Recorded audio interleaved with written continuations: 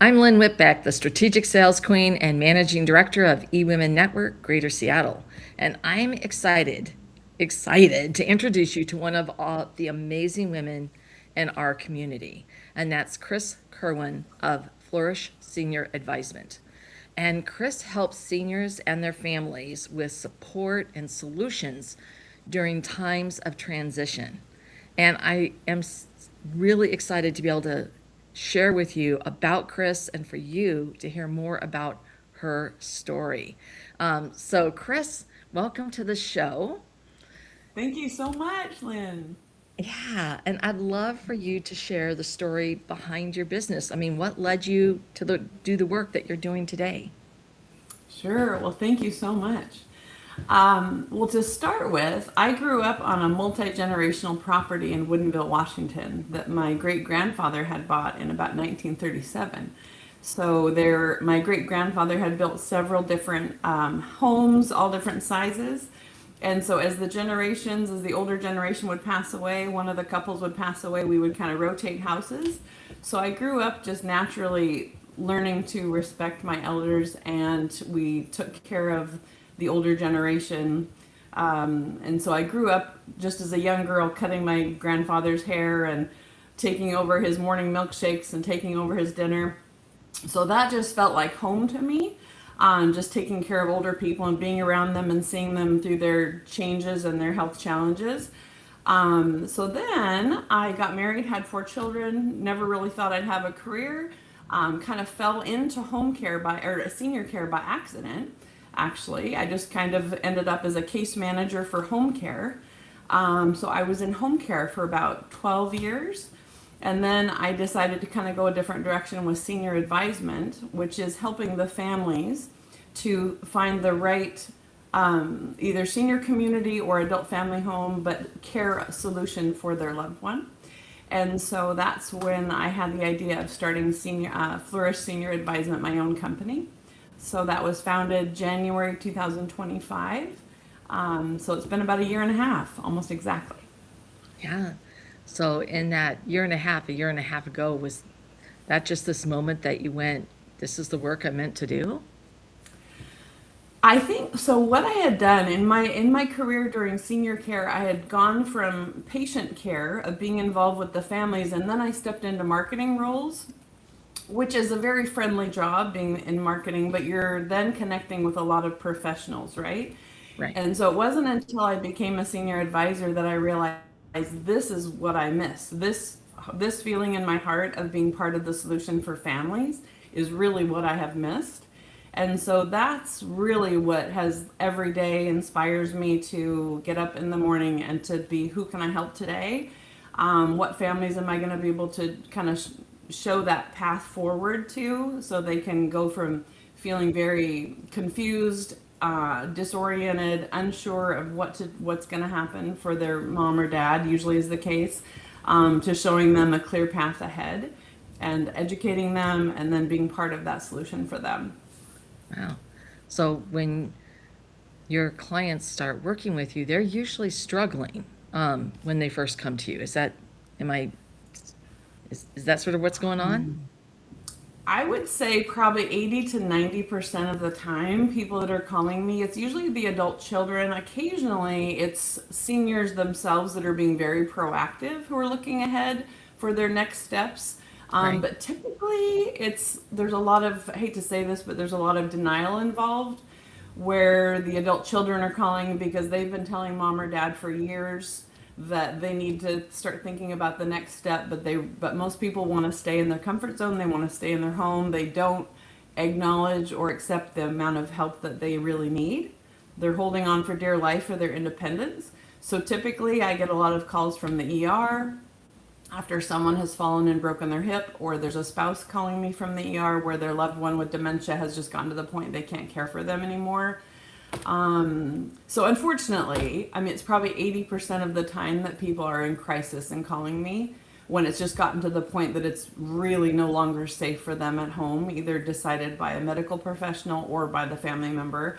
But like, yesterday I was touring with a couple that are looking 1 year to 2 years ahead right? That they've been to 15 places with me. They want to see all their options.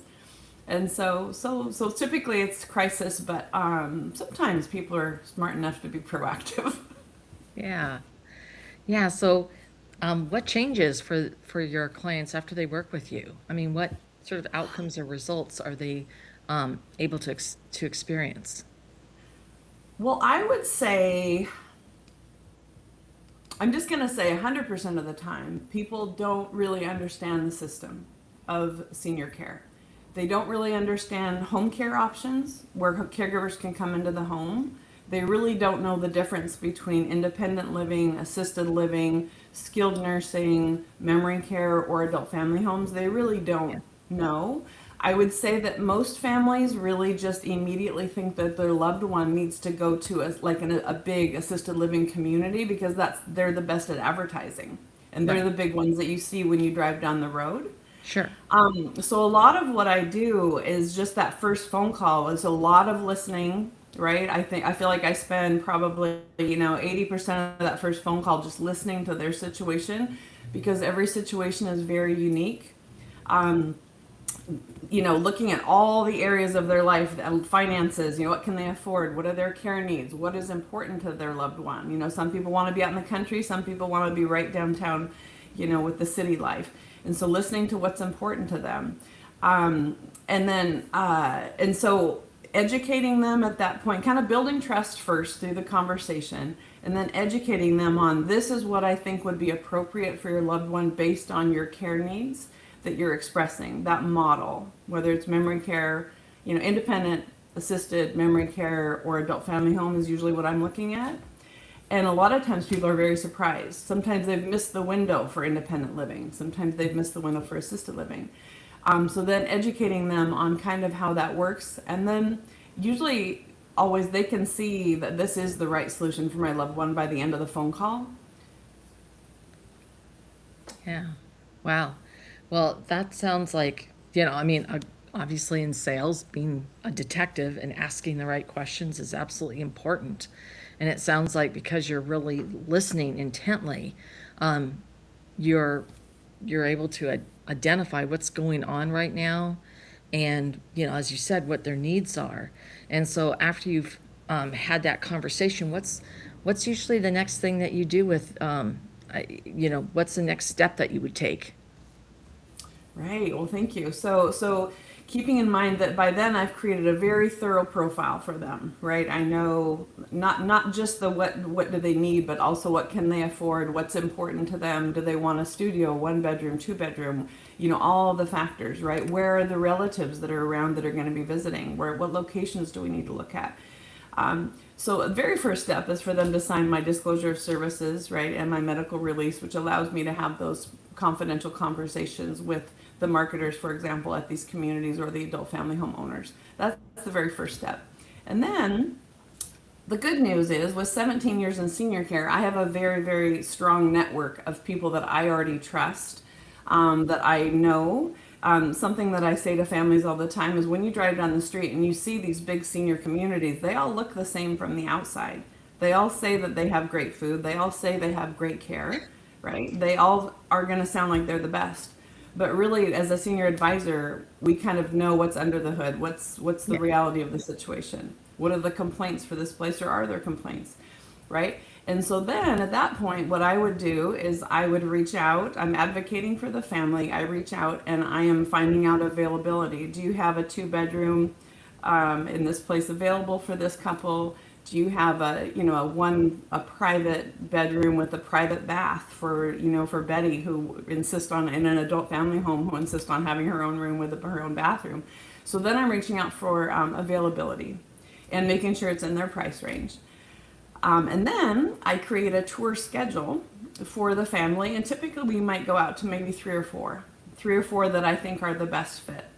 And Right. then I accompany the family on the tours, which is my favorite part.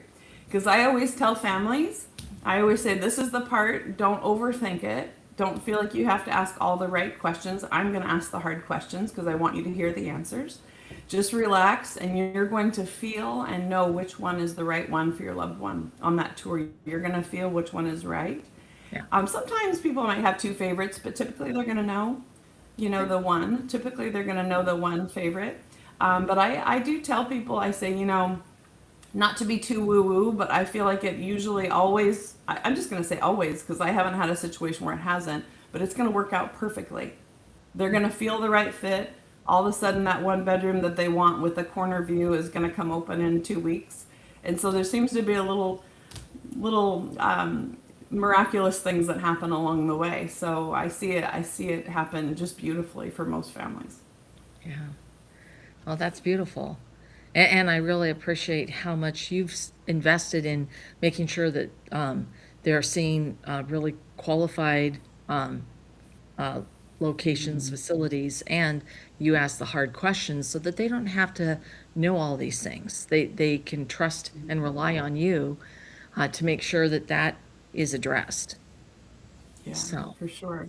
Another thing that's important is something that I say is, as senior advisors, we have access to a database that will give kind of the inside scoop, maybe that most people couldn't find just on Yelp or Google reviews. And also, everyone has access on the DSHS site to go in and look at these annual report audits, these unannounced annual audits to all senior care communities or adult family homes. And so they can all go in and see. And as an advisors, we don't take our clients out to places that are going to have, bad reports or have things that even you wouldn't see from the outside, but that the state knows about.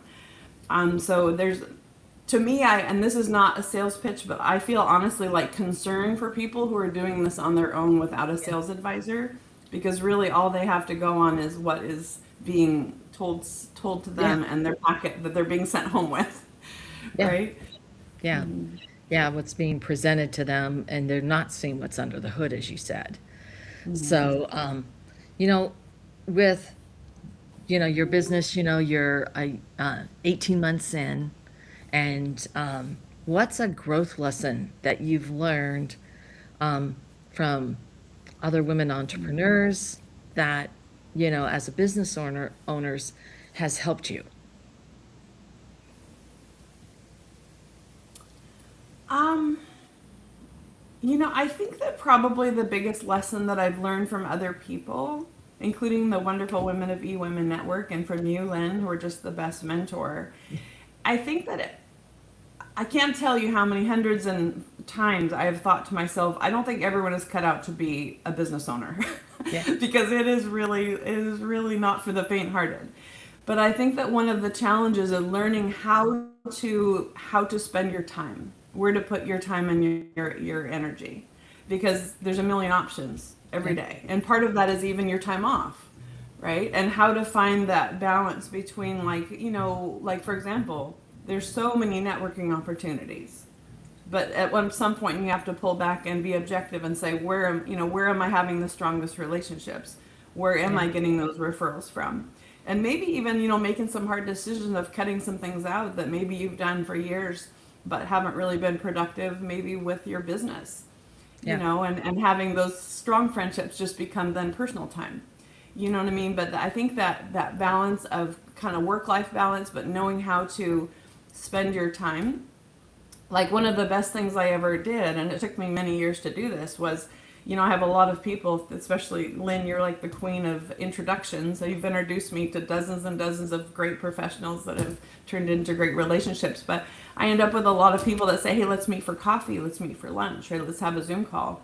And I used to kind of just spread those throughout my schedules sporadically, where now it's become a lot more efficient for me to have maybe 1 or 2 days a week set aside where that's all I do, yeah, is that I just stack those. But that's just an yeah, example of something that I think through watching other women like you who are more efficient with their time and more deliberate, that I think I've gotten better at in a year and a half instead of running around like a chicken with my head cut off all the time.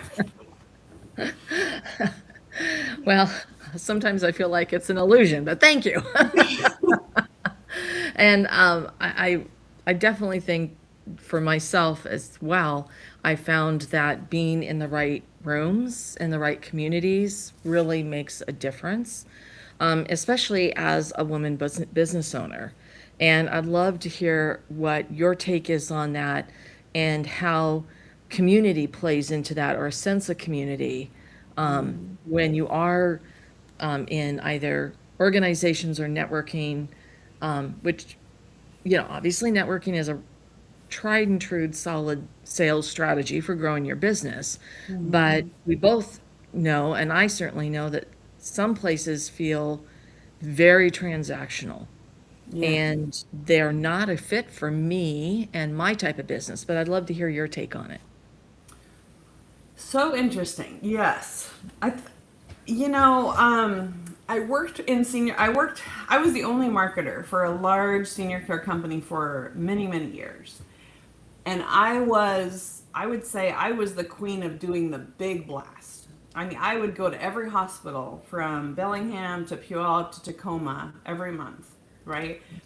And I always knew that the magic was in those personal relationships, right? And knowing when someone is having a baby and knowing when they've just gotten back from Mexico and checking in to see how it went. But I think I was in a position where I wasn't able to really foster those individual relationships. It was more a big blast of, small touches. So that's the way I was really trained, and the kind of by default was that was my go-to. However, looking back now at my where my referrals have come from, I think this was kind of like sometimes you have to learn lessons like right in the middle of your forehead, in between your eyes. Most all of my referrals, if not all of my referrals, have come from personal relationships, whether they were high school, friends from high school, whether they were in the senior care industry, whether they were from networking groups, the chamber, whatever, but they were all personal relationships that felt like they trusted me and I trusted them, and we had a synergy between us. And so, even though most senior advisors like me, I think, are getting majority of their referrals from hospitals and skilled nursing because they're the ones that really need to move that patient from skilled Right. nursing out of a hospital right now. But I think looking back, it was kind of a light bulb moment where going, oh my gosh, like my referrals, which I'm doing really, really well now, and touring with three or four families all the time at this point, have all come from very organic relationships, which has made me focus more on when we're at those networking things to really carefully choose not just the people that you might enjoy, but also who is going to be that power partner, who's going to be the people that are going to be having those connections that we can both benefit from, that I can help them and they can help me, and then really fostering those relationships individually. And like I said, that did not come naturally to me because that was not really the way I spent most of my years marketing. But I do think that it's, unlike you say, Lynn, like you're the perfect example of this, but the fortune is really in the follow up. Oh, And then not to sound like the phony, because I mean it with my whole heart, sincerely, but when someone says they're going to Mexico or Hawaii in 2 weeks, right? I'm going to write that on my calendar to check in and see how Hawaii was going. yeah. And it might sound transactional, but on the other hand, I really want to hear about Hawaii, Yeah. you How know? was their trip? And Yeah, so, yeah. absolutely. And also just really looking for opportunities to connect other people.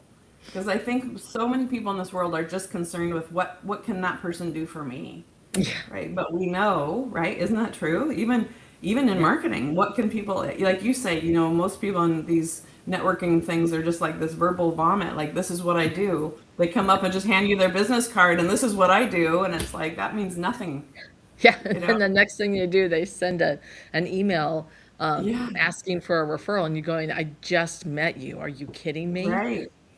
And it's really It just about ick. the exactly. And it's really about you have to know, like I love this saying that people don't care how much you know until they know how much you care, Yeah. you know. Yeah. Yeah. No, I mean, I think that there's so much to be said for how we can intentionally show up and consistently show up and build relationships. And that's, some may consider that it's a little bit slower, but it builds really strong Yeah. relationships that turn into really solid business. So, within our community at eWomen Network, I'd love to hear if you've got a connection, a collaboration, a referral, or a resource that came from the community that helped you. Yeah, sure. Well, I think that a few things that were my impressions of eWomen Network when I first came. Because, like I said, I mean, 17 years I've been going to networking, events. But I came to that one thinking, like, everyone, not only did I feel super honored just to be around that table it was the caliber of the professionals that were there. I feel like I was like, just the caliber of women and men, right, that are there, their goals, their professionalism, their expertise. I felt like that was like very unique. Where in a big room of 200 people, sometimes you don't really find that. Yeah. So I feel that. Also, I think what was really beneficial is kind of in comparison. Sometimes I go to like senior community events, and there's 10 or 12 people like me in that room. When I go to chamber events, there's a lot of people that are like, I didn't even know there were people that did things like you, because they're all different industries, right? All different Yeah. walks of life in a chamber. And they didn't even know there were people that did what I do. So it's kind of finding that balance, right, of where to spend your time. But like Maureen, for example, we both love Maureen Cures, but she's the one that introduced me, right, to eWomen Yeah. Network, and she is also the queen of introductions, and she's always looking for opportunities to connect. But I just last week introduced her to a elder law attorney, who I came in contact with, who I think can really benefit from her services. And then, but on the other hand, she has, introduced me to families that I have ended up, helping their family to find a place for their loved one. And so that kind of mutual collaboration, and mutual respect. And another thing about networking too is like, I'm just going to be super transparent. There's some people that I really like, but I would never refer to them. And then there's other people that I think, does that make sense? Like there's some people that I think are really nice people, but whether they're professional enough or I trust their company enough, right, really Yeah. to refer to, and kind of convert vice versa. Sometimes people have a great service to provide, but I'm like, are they really going to be kind and honest with someone that I refer? I'm not really sure.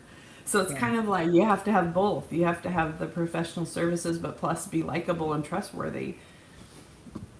Yeah. Oh, I agree there. And I do think that one of the things that I really like about our community within eWomen Network, the Greater Seattle chapter, is that the core values that we seem to share within that room. And that's a really important piece for me, because then it just means that we're already on the same wavelength about how people should be treated, about what matters, that we're going to be have worthy intent where we truly desire to help and serve others, and it's going to be reciprocal. So there's a few things that for me always stand out, and that's why I stepped into the role that I did, is so that the women business owners and the few good men can connect and collaborate and grow together. And we actually have a really great event that's coming up. Our next luncheon is on July 9th here in downtown Bellevue. And I'll drop that link in the live stream chat for anybody who's interested in learning more about eWomen Network and meeting this amazing group of business owners and those who support business owners, and hearing a really terrific speaker. From your perspective, Chris, who do you think should be in that room? Oh gosh, every business woman, every female business owner for sure should be there, because you come away just feeling like your feet aren't even touching the ground, like you feel super empowered. And then I know how careful you are about choosing those speakers for those luncheons, and yeah, it's just empowered is the word that's coming to my mind. You feel so empowered, and kind of like, I think that sometimes we get stuck in our own ceiling a little bit of like what we Yeah. can accomplish and our own limitations. Where I think, when we sit around that table and you're talking about business goals, I mean, I feel like I'm a dreamer, and I want to be successful, and I'm, very committed to what I'm doing. But when you talk about business goals for us as women, it's like it kind of blows the ceiling off of everything I've been thinking of, and it kind of opens my eyes to like what I actually could do. Because even if it's just one person, you sitting at that table that believes that I can do it, that's more than a lot of times people ever get, Yeah. you know? Yeah. And so I think that you just really kind of take the blinders off of all of us of realizing our potential, and so I know I would recommend everyone as a guest attend a luncheon, or the mastermind group for sure. It's just so beneficial, and I couldn't say enough about it. Yeah, it's when you pick up, if you just think about one idea that you can take and then apply in your business, it's not about trying to do it all, but one thing that you can do that week, it really does. It will move you forward in your business. And the most important thing is you're going to be able to spend time with other business owners and those who support the businesses that they're serious about their business, but they have this core value of giving first and sharing always and lifting as we climb and being supportive. So, and we build real friendships, and it's a beautiful thing. So, Chris, thank you so much for Hmm. spending time with me today. I am so thrilled to be able to share your brilliance and what you do and how you truly care and support the families that you work with. So thank you so much for being here. Thank you so much, Lynn, and thank you for your mentorship. You're absolutely amazing. I know you might cut this part out of the video, but no, you are absolutely, like I said to you before we got on. I said, "Do you ever sleep?" Because you are just a machine, and it's so. I say a machine, but not in a transactional way. Like you just greet us with a big hug every time my daughter and I walk in the room, and like you, it's so obvious that you really care about our success as much as you care about your own. And so thank you for your mentorship and your leadership. Oh, thank you. That's really kind. Yeah. So I've dropped in the chat for everybody who'd like to connect with Chris, her website, so that you'll find out more about Chris. And yeah, reach out because she's amazing. And as she said, sometimes, get ahead of the curve. Find out what's a good plan either for your parents, your aunt, your favorite aunt, or even yourself as you're moving along in years. So, Chris, thank you so much. I'm so glad we were able to do this today. Thank you. Thank you so much, Lynn.